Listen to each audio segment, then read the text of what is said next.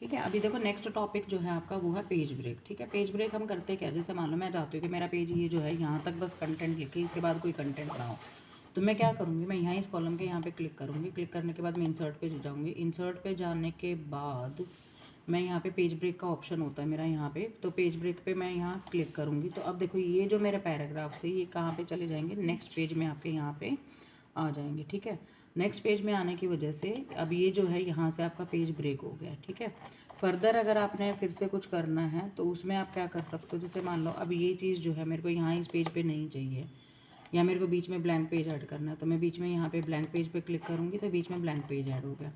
अब blank page add होने के बाद जैसे मान लो मेरे को यहाँ पे इस पेज पे कोई चीज़ वो चाहिए, ये 3 पैराग्राफ मेरे को नेक्स्ट पेज पे चाहिए।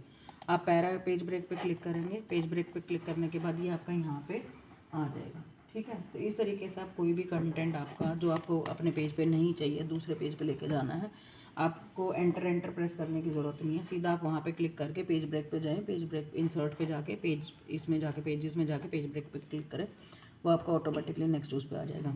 इसमें आपकी कोई पिक्चर भी अगर आपने दूसरे पेज पे लेके जानी है वो भी ईजिली आपकी हो सकती है। ठीक है, तो नॉर्मल में और उसमें क्या डिफरेंस है पेज ब्रेक में, अब अगर मान लो नॉर्मली मैं इसको एंटर करती हूँ तो नेक्स्ट टाइम जब भी आप ये फाइल ओपन करोगे तो ये टेक्स्ट जो है वो आपको यहीं मिलेगा वापस। लेकिन पेज ब्रेक देने के बाद जब आप अपनी फाइल क्लोज करके दोबारा भी ओपन करोगे तो ये टेक्स्ट आपको यहीं की यहीं मिलेगा। ये डिफरेंस है आपका पेज ब्रेक में और नॉर्मल एंटर से नेक्स्ट पेज पे लेके जाने में। समझ में आया? कोई डाउट है इसमें? नेक्स्ट टॉपिक क्या है पेज ब्रेक के बाद? Printing and preview command. अब देखो प्रिंटिंग और प्रीव्यू कमांड क्या है, यहाँ पे जाएंगे हम फाइल में जाने के बाद हमारे पास प्रिंट ऑप्शन होता है। अब प्रिंट में हमारे पास ये चीज़ होती है, यहाँ से सबसे पहले आपको प्रिंटर अपना सेलेक्ट करना होता है। ठीक है, तो प्रिंटर सेलेक्ट, अभी इसमें तो जो है हमारे पास प्रिंटर का ऑप्शन आ नहीं रहा है, अदरवाइज़ क्या होता है हमें अपने प्रिंटर का नाम देना, ये रहा यहाँ पे, तो प्रिंटर का नाम देना होता है। कई क्योंकि ऑफिस में तो एक प्रिंटर तो होता नहीं, कई सारे प्रिंटर होते हैं, तो जिससे भी आपने प्रिंट लेना उस प्रिंटर को यहाँ से सेलेक्ट करेंगे, पहली चीज़। दूसरी चीज़ आपकी कि नंबर ऑफ़ कॉपीज़ आपको कितनी चाहिए, तो हमेशा कोशिश ये करा करो पहले एक प्रिंट लेके देखा करो, एक प्रिंट अगर आपका सही आ रहा है तो फिर उसके बाद आप नंबर ऑफ़ कॉपीज़ उसको दे सकते हो। ठीक है, तो अभी मान लो जैसे मान लो मेरे को 3 कॉपी 4 कॉपी या कुछ इस तरीके से अपने फ्रेंड सर्कल में निकलवानी है कॉपीज़, तो अगर मान लो आप 5 फ्रेंड्स हो, पाँचों के आपने कॉपी निकलवानी, तो आप 5 पे क्लिक कर दोगे।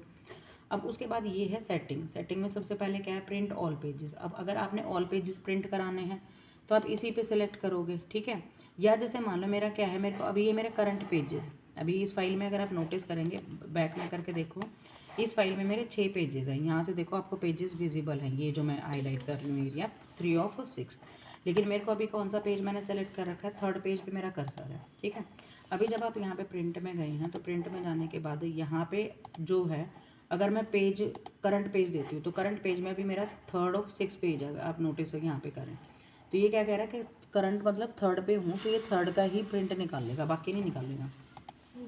ऑल करोगे तो 6 के 6 पेजेस का प्रिंट निकलेगा। ठीक है, अब उसके बाद अगर मान लो मेरे को कस्टम प्रिंट कराना, भी मेरे को मेरी अकॉर्डिंगली कराना कि मेरे को सिर्फ पेज नंबर जो 2 है उसका और पेज नंबर जो 6 है उसका प्रिंट चाहिए, तो मैं यहाँ से पेजेस सेलेक्ट कर लूँगी। फिर दूसरा है प्रिंट 1 साइडेड और 2 साइडेड, वो आपकी मर्ज़ी है। तो प्रिंट 1 साइड करूँगी मैं, तो क्योंकि मेरे को 1 साइड निकालना तो मैं 1 साइड पे क्लिक करूँगी। अब कोलेटेड अनकोलेटेड का ऑप्शन वहाँ पे आता है जहाँ पे आपने अपनी फ्रेंडशिप निभानी होती है। जैसे मान लो अगर यहाँ पे है मेरा कि कोलेटेड पे अगर मैंने क्लिक कर रखा है तो वो क्या करेगा, पहले एक सेट निकालेगा, 6 के 6 पेजेस का पहले एक सेट निकालेगा। अब अगर मैंने इसको मान लो 5 कॉपी बोल ली है 5 फ्रेंड्स के लिए, तो ये क्या करेगा, पहले एक फ्रेंड की कॉपी निकलेंगी 6 की 6 पेजेस पूरे, फिर दूसरे की, फिर तीसरे की, फिर चौथे की, ऐसे सेट बना के निकलेगा।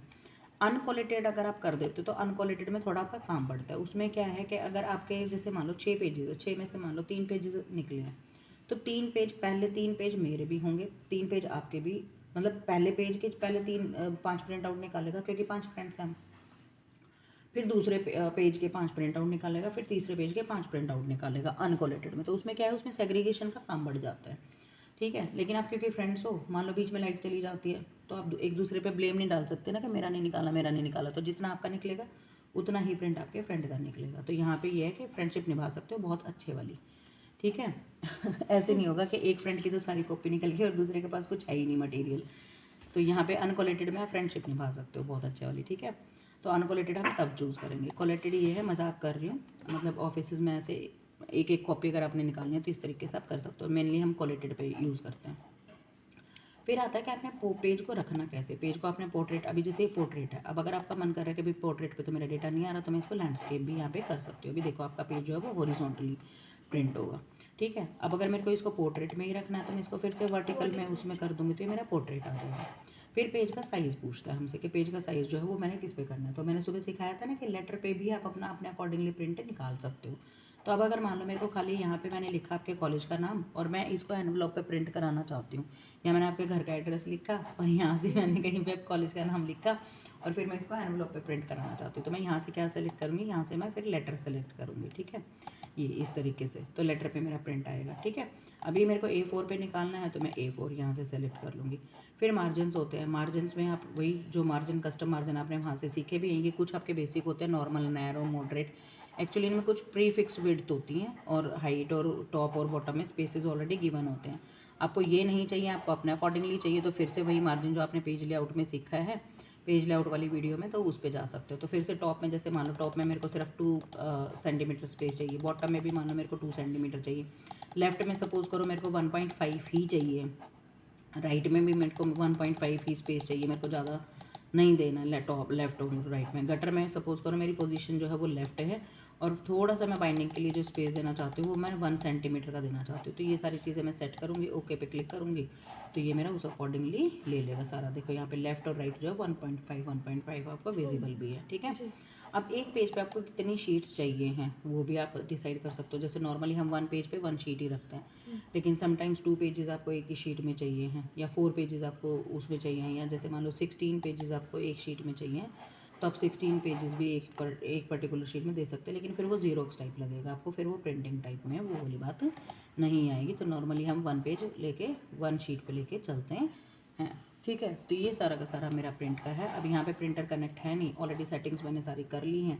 आपने सिंपली एक प्रिंट कमांड यहाँ पे देनी है, जैसा जैसा आपने इसको कमांड दी है वैसे वैसा प्रिंट आपका हाथ में निकल के आ जाएगा। क्लियर हो गया? कोई भी डाउट है प्रिंटिंग में? पक्का? तो अभी प्रिंटिंग में जब आप एग्ज़ाम में लिख के आएंगे तो एग्ज़ाम में ये जो पूरी की पूरी आपकी डायलॉग बॉक्स है, ये आप पूरा एक एक चीज़ इसमें एक्सप्लेन करके आएंगे, प्लस यहाँ पे आप प्रीव्यू दिखाएंगे। समझ में आ गया? तो प्रीव्यू बना देंगे। तो इनके अंदर जो ये छोटे छोटे डायग्राम्स बने हुए हैं, जैसे 1 साइड है तो 1 साइडेड में, 2 साइड है तो आप पेज साइड 1 साइड 2 करके दिखा देंगे। कोलेटेड अनकोलेटेड में आप इस तरीके की पिक्चर्स बना के आ जाएंगे। मार्जिन में आप ये पूरा जो डायलॉग बॉक्स है यहाँ पे कस्टम मार्जिन का, ये पूरा डायलॉग, इतना सा जो डायलॉग बॉक्स है ये आप बना के आएंगे, ठीक है। फिर जैसे यहाँ पे था हमारा पोर्ट्रेट, जो पेपर का साइज़ था, पोर्ट्रेट ओरिएंटेशन, बेसिकली ओरिएंटेशन जो मेरे पेपर की है पोर्ट्रेट है, लैंडस्केप है, ये आप बना के आएंगे वहाँ पे। फिर शीट्स कितने होनी चाहिए, तो ये इसने भी देखो बना रखे हैं ना, ग्राफिकल रिप्रेजेंटेशन आपको दे रखी है। तो टीचर को समझाने के लिए आपको भी ग्राफिकल रिप्रेजेंटेशन टीचर को बतानी पड़ेंगी वहाँ पे, ठीक है। क्लियर हो गया? अच्छा, जितना इसकी प्रैक्टिस करोगे उतना ज़्यादा आपको ये चीज़ें क्लियर होंगी। आप सिस्टम पे इसको प्रैक्टिस करें प्लीज़, उससे आपको वहाँ पे भी याद रहेगा एग्ज़ाम में भी, ठीक है।